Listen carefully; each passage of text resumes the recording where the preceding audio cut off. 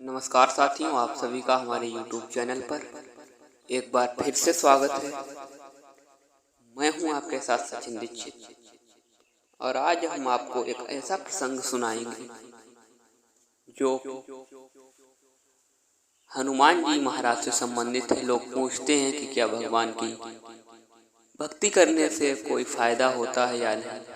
तो आज हम आपको एक ऐसा प्रसंग सुनाएंगे जिससे आपका समाधान हो जाएगा। एक बार क्या हुआ, तुलसीदास जी बैठे भगवान की कथा को श्रवण करा रहे थे भक्तों को। एक कथा तुलसीदास जी भगवान की सुना रहे थे। एक कलयुग को बिल्कुल भी अच्छी नहीं लगी। कलयुग ने सोचा अगर हमारे युग में भगवान की कथा सुनाई जाएगी तो इस शराब और गलत संस्कार कैसे होंगे।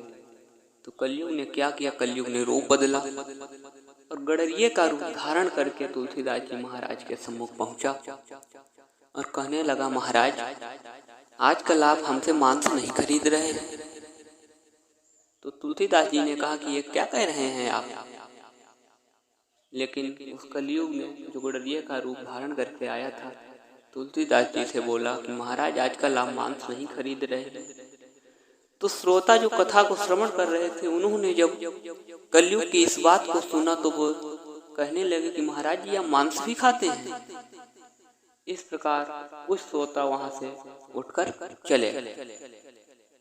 दूसरी बार में जब तुलसीदास जी ने बचे हुए श्रोताओं को फिर से कथा सुनाने का प्रयास किया, तब तक फिर से कलयुग वेश्या का रूप धारण करके वहां पर आ गया और कहने लगा तुलसीदास जी से, तुलसीदास जी आजकल आप हमारे घर नहीं आ रहे। जब ऐसा श्रोताओं ने सुना तो वो कहने लगे कि महाराज जी आप ये सब भी कार्य करते हैं। तो वहां से कुछ श्रोता कथा छोड़कर फिर से चले गए। तुलसीदास जी ने बचे हुए श्रोताओं को फिर से कथा सुनाना प्रारंभ किया। तब तक कलयुग का फिर से आगमन हुआ और अब की बार वह एक शराब बेचने वाला बनकर, मदिरा बेचने वाला बनकर आया और महाराज जी से कहने लगा, महाराज जी आजकल आप शराब हमसे नहीं खरीद रहे हैं, मदिरा नहीं खरीद रहे हैं। तो इस प्रकार कलयुग की बातों को सुनकर जो वहां पर श्रोता बैठे थे सभी उठकर चले गए। लेकिन अंत तक एक श्रोता डटा रहा और कथा को श्रवण करता रहा। तुलसीदास जी ने पूछा, भैया आप कथा क्यों सुन रहे हैं? सभी लोग चले गए लेकिन आप ही कथा को क्यों श्रवण कर रहे हैं? तब वो श्रोता कहने लगा कि तुलसीदास जी मुझे भगवान की कथा से प्रेम है। लाख कठिनाइयां आए उसके बावजूद भी मैं भगवान की कथा को श्रवण करता रहूंगा। जानते हो वो श्रोता कौन था? वो स्वयं साक्षात बजरंगबली थे। उन्होंने तुलसीदास जी को दर्शन दिए, आश्वासन दिया कि कलयुग में जहां भी भगवान की कथा श्रवण कराई जाएगी वहां पर हमारा वास होगा,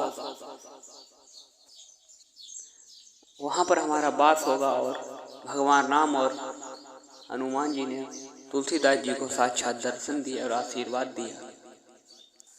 तो कहने का तात्पर्य यह है, जिस भी घर में भगवान की कथा और पूजा पाठ होता है वहां पर सभी प्रकार की निगेटिव एनर्जियां कुछ भी नहीं कर पाती हैं।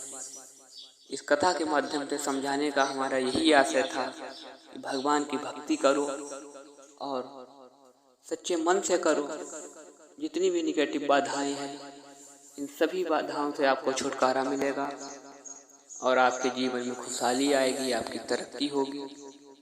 मिलते हैं किसी अगले वीडियो में किसी नए अच्छे प्रसंग के साथ। तब तक के लिए नमस्कार।